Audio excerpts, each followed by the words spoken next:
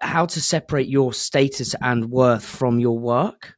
Mm. Like, do you see what I mean? Because it's like, Yeah.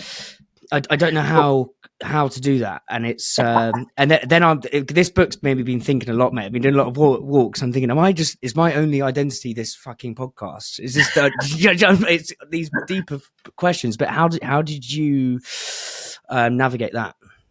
Well, I mean, so I guess just sort of contextually to explain kind of how it works and how being a human works. Humans, like every other animal, we live in a realm of pure survival where we are programmed to seek food and water and shelter and defend ourselves when we're attacked. And in this way, we're like every other animal that's ever existed, and then we're also like the plants.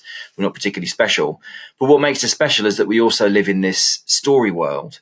We live in a narrative world, a world in which we are not flesh and blood, but we're an identity. We're a concept that exists in our mind and in the minds of the people that we share our lives with.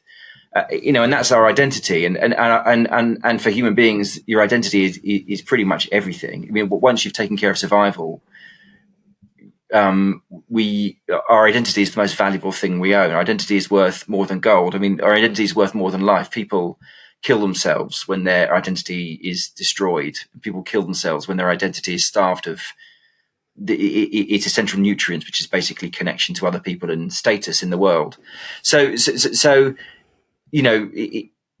especially in this individualist neoliberal Western environment, which is sort of based a lot around success-based status, part of your identity is always going to be what you do for a living. If you do something for a living, and especially if it's something you care about, if it's something that you get status from, it is going to be a component part of your identity. Which, of course, as you kind of hint towards, it puts you at a risk, because if your podcast, something goes wrong with it, or if it stops being successful, then you stop being successful as a person, and that's just a reality. That's just how your identity works. The more connection and status that your job provides you, the more central it is to your identity. And I think the way to protect yourself from that is to play multiple status games.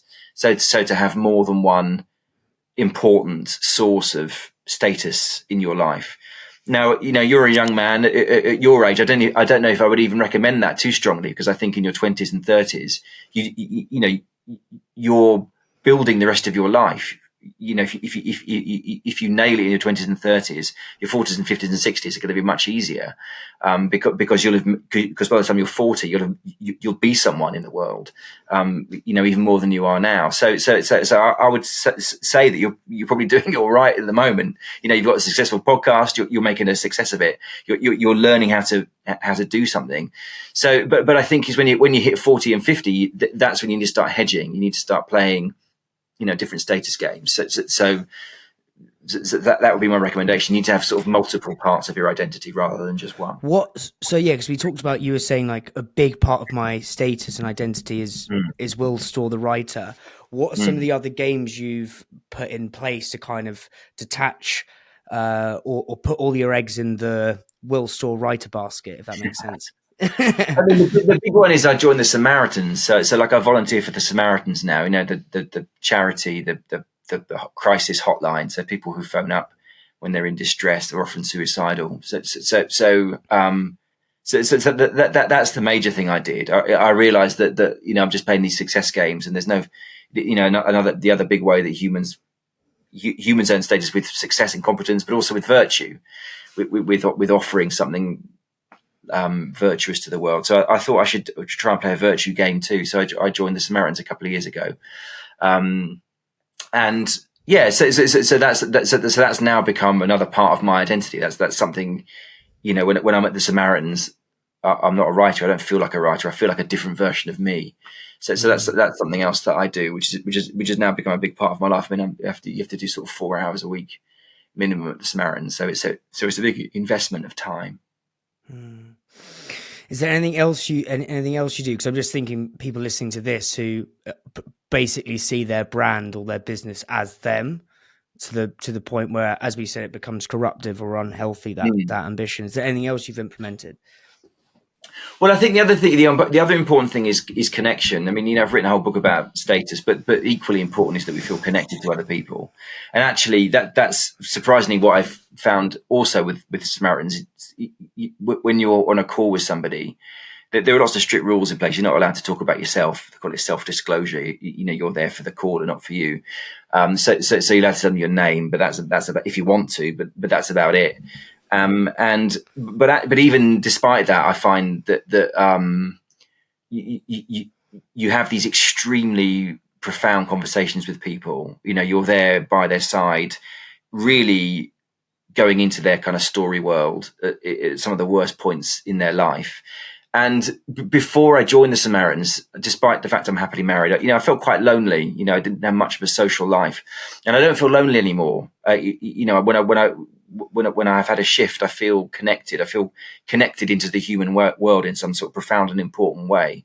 So that's one thing. I mean, another thing which is a bit more facile is I've joined CrossFit.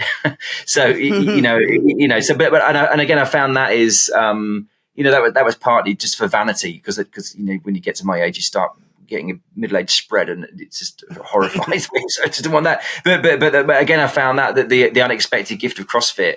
And actually, the thing that keeps me going there is that I really enjoy the communal aspect of it, just sort of being there and going through almost like a shift in a kitchen, going through hell together. It has an incredibly kind of bonding effect.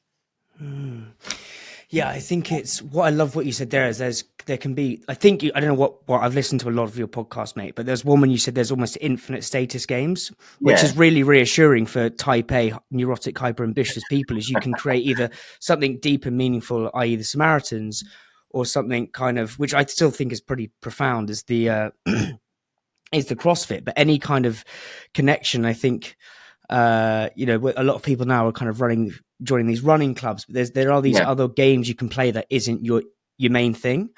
You talked about you see a lot of chefs, don't you? The missions are chefs get involved with stupid running, and that they become super athletic and do 18 marathons, and it's something that they're so competitive that they have to.